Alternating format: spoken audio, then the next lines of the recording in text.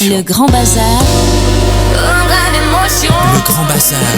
Avec Vanille.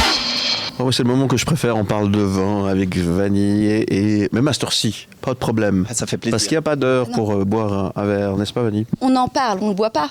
Donc C'est ça. On peut en parler à n'importe Oui, mais enfin bon, ça peut donner envie de boire un verre.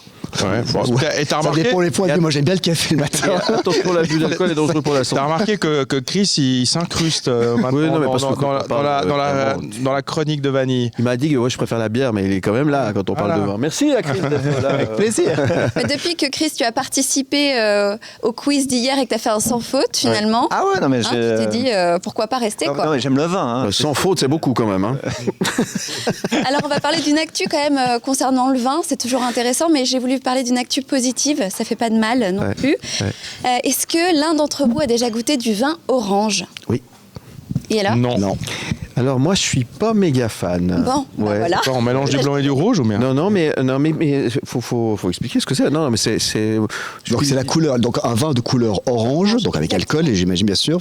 C'est vraiment une couleur orange absolument magnifique. On part sur un jaune brun et on va dans le orange. Mais c'est pas une tendance qu'on trouve aussi peut-être en Espagne ou au Portugal? Si, c'est une tendance qu'on trouve. Parce qu'il me semble que j'ai goûté un vin comme ça. En Les Espagne. spécialistes adorent ça. Hein. Tout à fait possible. Ouais. Et la Suisse est en train de vraiment se spécialiser là-dedans et de prendre une petite part de marché hyper intéressante là-dessus. Okay. Et ils ont bien raison.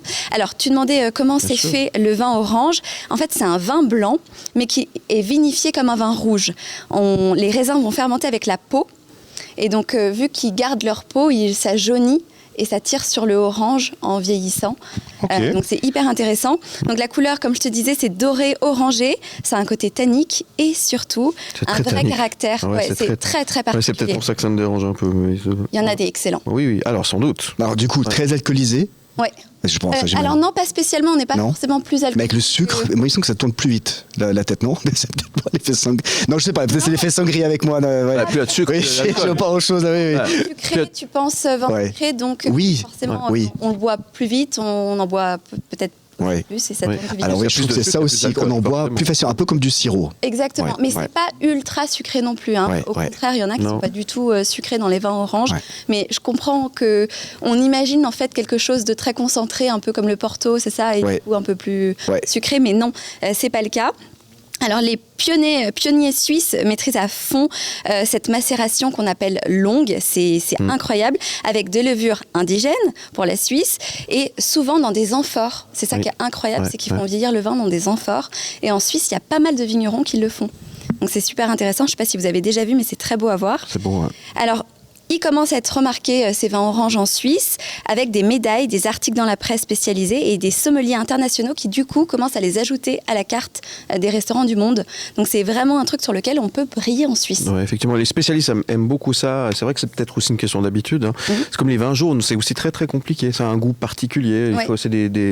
Il faut s'habituer, tout simplement. Mais effectivement, il y a de très, très belles choses qui se font dans ce genre c'est des cépages aussi particuliers qui sont exactement. très, très bien. Et puis, c'est hyper intéressant, justement, tu disais, dans des restaurants gastronomiques, c'est proposé souvent parce que c'est une vraie expérience avec des plats de poissons, de fruits de mer, etc. Ça va extrêmement bien avec. Je conseille de goûter le vin orange. Il n'y a pas encore des bières oranges? Non. Voilà. Donc, faut que je pourquoi teste. pas? Il y a urgence, là. Il y a urgence. Le spécialiste des bières. Merci Chris, merci Vanille pour cette découverte des vins oranges. Demain, on parle de quoi? On sait déjà ou on verra demain? Du coup, cette fois-ci, je me trompe pas, on parle idées cadeaux. Voilà. Ah oui, c'est juste, nous avions pour Noël. hier déjà, effectivement. Donc, idée cadeau demain avec Vanille. On reste avec nous. Oui, on reste ensemble, on est jusqu'à la fin de l'émission.